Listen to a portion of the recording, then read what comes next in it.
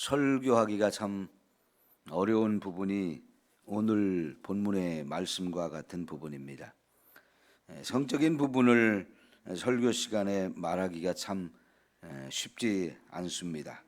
그러나 이것이 또 인간에게 있어서 가장 심각한 죄 중에 하나이기 때문에 때로는 이런 부분을 좀 말할 수밖에 없는데요.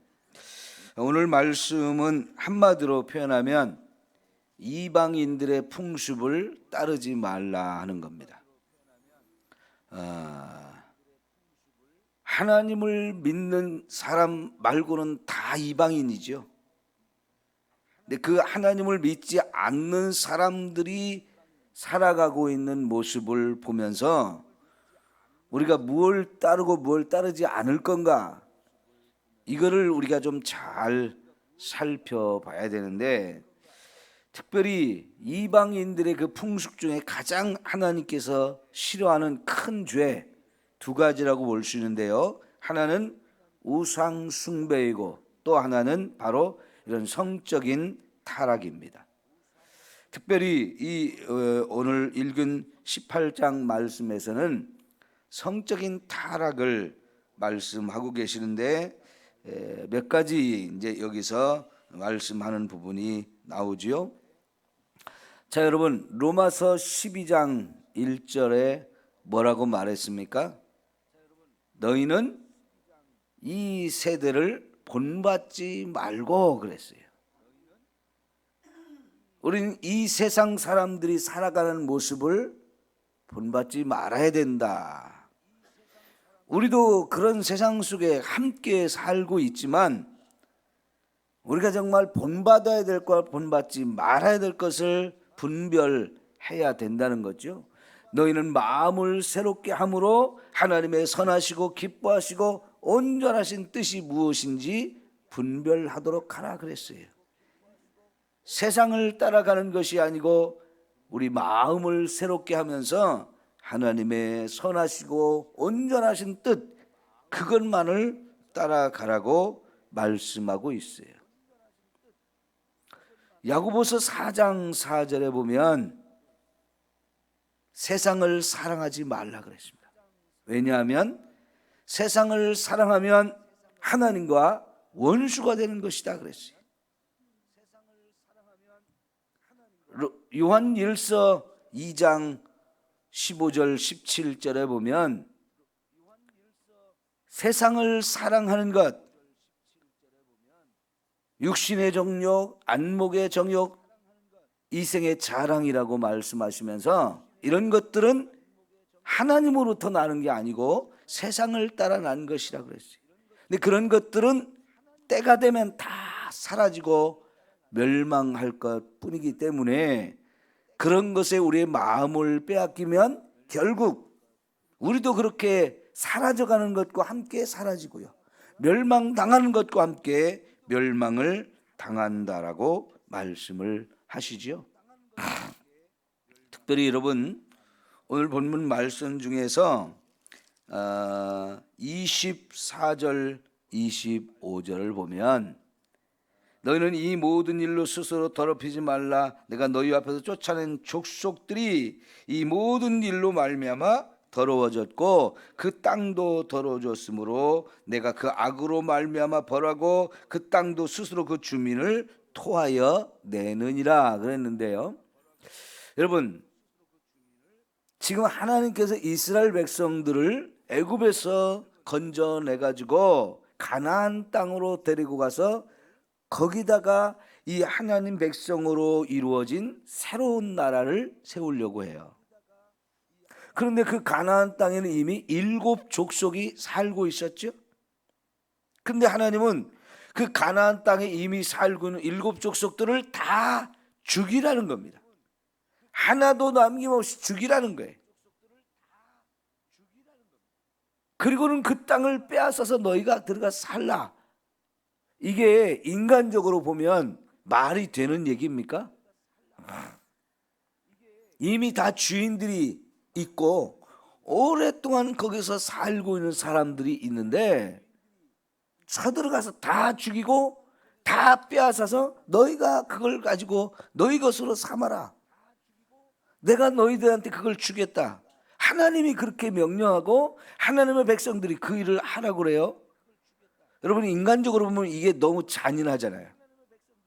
있을 수 없는 일이잖아요. 그러면서 무슨 하나님이 도둑질하지 마라, 살인하지 말라 이런 얘기를 합니까?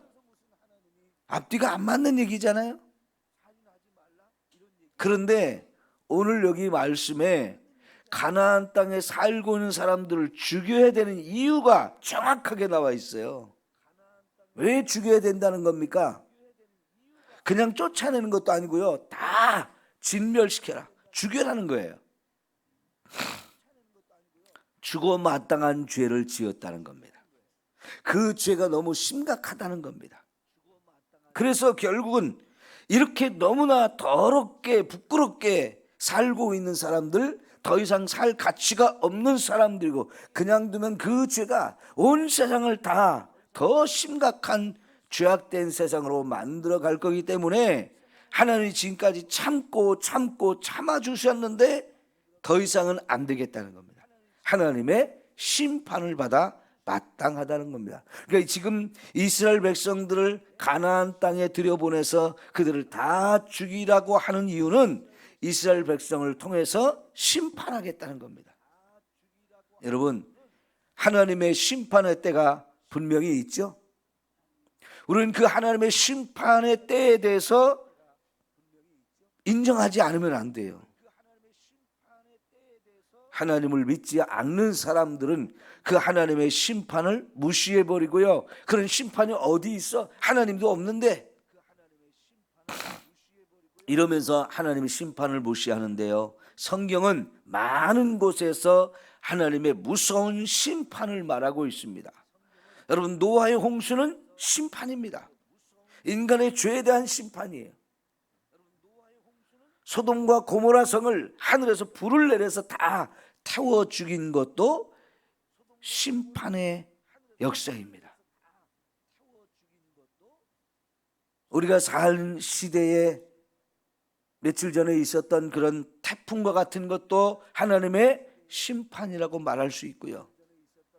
심각한 지진 이런 것도 하나님의 심판이고, 지금 우리가 경험하고 있는 이 코로나 바이러스로 인한 우리 전염병, 이것도 전 세계적인 이런 끔찍하고 무서운 일인데 하나님의 심판의 일종이죠. 그나마 하나님이 우리가 사는 시대에 이 정도 심판으로 우리에게 경고하고 있는 것은 다행이지요. 노아 시대처럼 소돔과 고모라처럼 전면적으로 싹 다 죽여버리는 이런 심판이 일어나면 우리에게는 길이 없습니다. 물론 지금도 우리가 그런 심판이 와도 예수님을 믿기 때문에 거기서도 우리는 구원을 받을 거지만, 여러분, 이 하나님의 심판을 우리 무시하면 안 돼요. 노아 시대는 물로써 세상을 다 심판해서 다 죽였지만 다시 한번 하나님은 불로 세상을 심판할 것을 말씀하고 계십니다. 지금 이스라엘 백성들을 가나안 땅에 들어가서 그 땅에 살고 있는 사람들 다 죽여야 한다는 것은 바로 이런 죄 때문에. 그런데 이런 심각한 죄, 무섭고 끔찍한 죄, 우리를 멸망에 이르게 하는 이런 죄, 가장 대표적으로 우상 숭배와 음란의 죄인데요. 하나님을 믿지 않는 이방인들이 바로 이런 죄를 짓고 있고요. 이스라엘 백성들이 해방되어 나온 애굽 땅도 그렇게 수많은 죄를 지었고, 가나안 땅에 이제 들어가서 살아야 되는데 그 땅 사람들도 이런 죄를 짓고 있다는 겁니다. 이런 죄, 너희가 살았던 곳, 또 들어가서 살 곳, 다 이런 죄가 심각한데 이런 것을 본받지 말고 우리는 어떻게 살라는 거예요? 3절 다시 돌아와서요. 너희는 너희가 거주하던 애굽 땅의 풍속을 따르지 말며 내가 너희를 인도할 가나안 땅의 풍속과 규례도 행하지 말고 너희는 내 법도를 따르며 내 규례를 지켜 그대로 행하라. 나는 너희의 하나님 여호와니라 그랬어요. 여러분, 하나님은 저와 여러분이 이렇게 세상을 따라가지 말고 하나님이 주신 그 말씀만 따라가야 된다라고 말씀을 하십니다. 5절 보면 너희는 내 규례와 법도를 지키라. 사람이 이를 행하면 그로 말미암아 어떻게 된다고요? 살리라.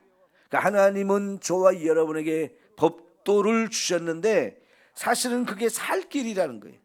저와 여러분이 살 길을 가르쳐주고 그 길로만 가라고 말씀을 하셔요. 자, 여러분, 우리 지금 이 바로 옆에 찻길이 있고 지금도 차들이 왔다 갔다 하는 소리가 들립니다.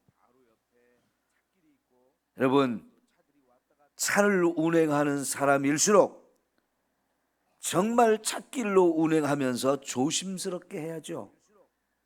내가 가야 될 길을 정확하게 가지 않으면 빠르게 차가 운행하는 이 도로에서 조금만 실수해도 큰 사고가 날 수 있어요. 마땅히 가야 될 길로만 가야 됩니다. 내가 가던 길에서 잠시 길을 바꿔서 오른쪽으로 왼쪽으로 이렇게 잠시 길을 좀 바꾸려고, 차선을 바꾸려고 하면 내가 가야 하는 그 길로 다른 차가 오고 있는지 안 오고 있는지를 살펴서 다른 차가 없을 때 기회를 엿보아서 조심스럽게 차선을 바꿔야죠. 그냥 내가 왼쪽으로 오른쪽으로 가고 싶다 마음껏 그냥 자유롭게 돌린다면 그거는 나도 죽고 남도 죽이는 큰 사고가 날 수 있는 거지요. 이 길로 정확하게 간다는 거 너무너무 중요하잖아요. 그런 것들을 다 법도로 정해서 차를 운행할 때 어떻게 해야 되는지를 우리에게 가르쳐주고, 그래서 운전면허 시험을 볼 때는 이런 부분을 철저하게 가르치고 그걸 공부해서 지키게 만듭니다. 그래야 운전을 할 수 있는 자격이 생기는 거죠. 차를 이렇게 조작하는 그것도 필요하지만 그보다 더 중요한 것은 진짜 차를 끌고 나올 때 운행하는 법을 알아야 되는 거지. 정한 법도를 알고 그 법도를 따라가야 나도 살고 남도 사는 겁니다. 그런데 그걸 벗어나면 결국은 죽는 것처럼 여러분, 하나님의 말씀은 저와 여러분을 살리기 위해서 주신 것입니다. 맨 처음에 하나님 주신 말씀이 아담과 하와에게 선악과를 따먹지 말라는 거였죠. 선악과를 따먹으면 어떻게 된다고요? 반드시 죽는다. 반드시 죽는다 그랬어요. 왜요? 선악과를 따먹지 말라고 한 그 법을 어겼기 때문에 죽는 거지, 선악과 따먹는 그 자체는 그렇게 큰 죄가 아니에요. 여러분, 사과를 따먹었다고 그게 그렇게 죽을 죄입니까? 수박을 따먹었다고 죽을 죄는 아니잖아요.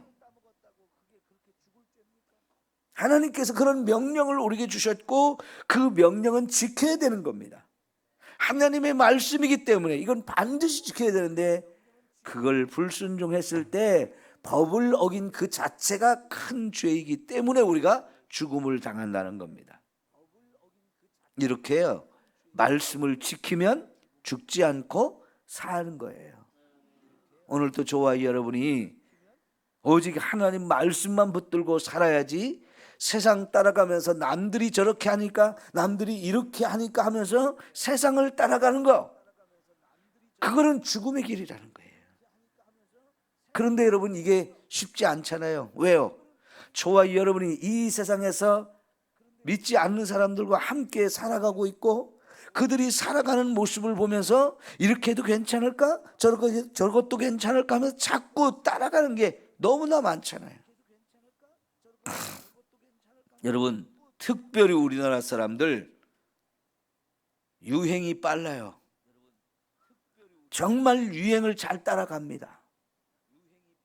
특별히 옷을 입거나 인간이 먹는 음식이나 이런 것도요, 유행이 얼마나 빠른지 몰라요.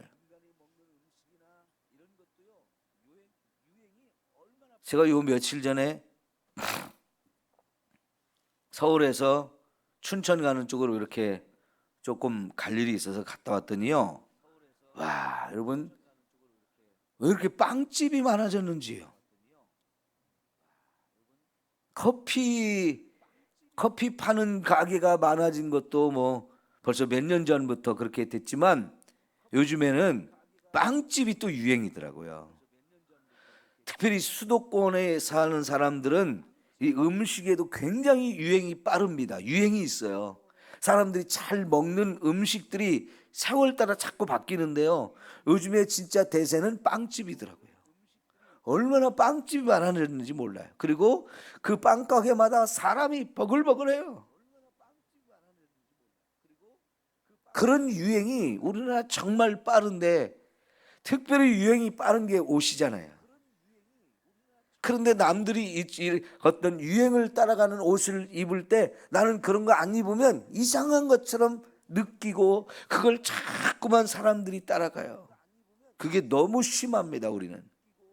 집집마다 옷이 천지인데도 문 열고 옷장 열고 입으려고 하면 입을 옷이 없죠.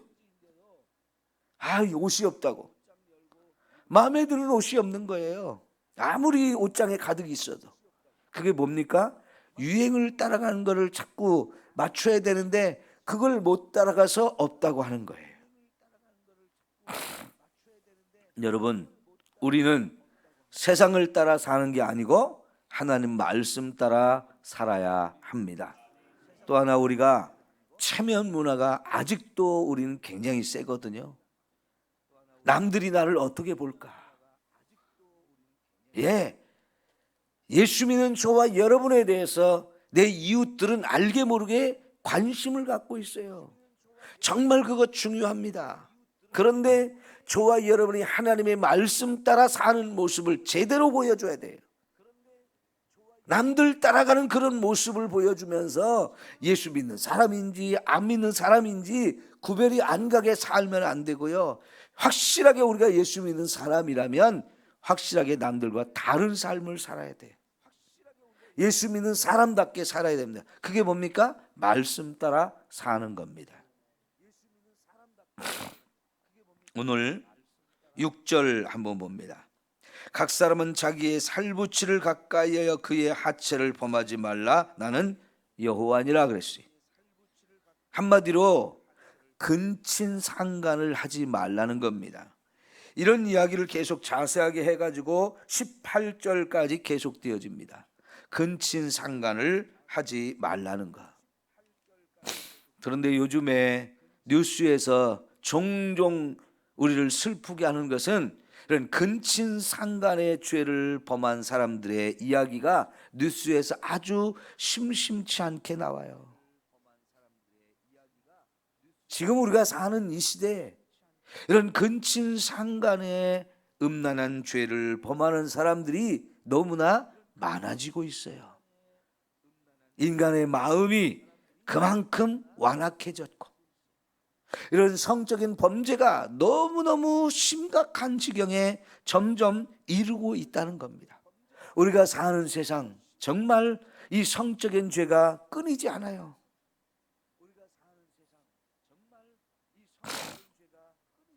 인간은 남자와 여자로 지어졌고요. 이제 여자들은 12살 이상 정도만 되면 벌써 생리가 시작되고 남자도 14살 이상 되면 자녀를 낳을 수 있는 모든 생리적인 게 준비가 되어져요. 그래서 10대 후반을 지나고 20대 초반을 지나는 동안에 인간의 이 육체가 가장 왕성한 이 활동이 시작되고 힘이 넘치는 시간인데 그 시간에도 아직 우리는 결혼을 안 하거든요. 지금은 점점 결혼이 늦어지고 있는 이런 상황들인데, 그렇다면 인간은 분명히 이 성적인 욕구를 가지고 있는 인생인데 이거를 해소할 방법이 사실은 결혼을 하지 않으면 없습니다.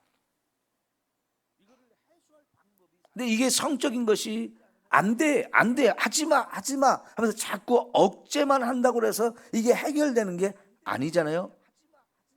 이거는 결혼 관계를 통해서 부부가 되어진 이 관계에서만 이 문제를 해소할 수 있는 건데, 또 그렇게 결혼을 한다고 해서 인간이 만족을 하냐? 그렇지 않아요.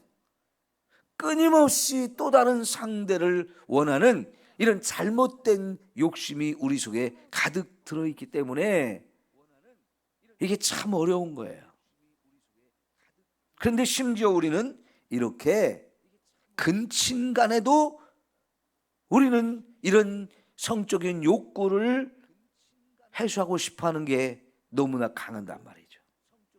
그런데 여러분, 하나님이 법으로 이런 것을 안 된다라고 말씀하시기 이전에도 우리 여러분, 하나님을 안 믿는 사람들도 근친상간에 이런 죄를 범하면 안 된다는 생각을 다 갖고 있잖아요.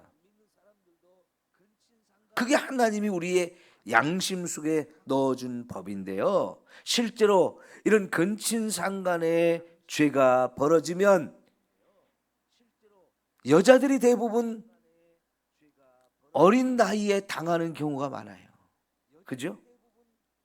남자들에 의해서, 나이 먹은 남자들에 의해서 어린 여자들이 이런 죄를 범하게, 이런 아픔을 당하기가 쉽단 말이죠. 그런데 이런 아픔은요, 정말로 오래가고 큰 아픔이 돼요. 쉽게 잃어버리지 않는, 쉽게 잊을 수 없는 이런 아픔과 고통과 상처를 준단 말이죠. 그래서 하나님이 이런 죄를 안 된다라고 말씀하신 것 같습니다. 성도 여러분, 여기 근친상간의 부끄러운 죄가 벌어지지 않도록 정말로 조심해야 되는데, 이게 너무나 큰 죄가 되고 이런 아픔을 당한 사람은 평생 잊을 수 없는 이런 고통과 상처를 안고 살게 된다는 거죠. 여러분, 그래서 우리는 하나님의 말씀대로 사는 것이 저와 여러분의 살 길이라는 것 마음에 깊이 새기고 오직 말씀만 따라가는 저와 여러분 모두가 되기를 축원합니다. 기도합니다. 우리 정정혜 집사님 주일 예물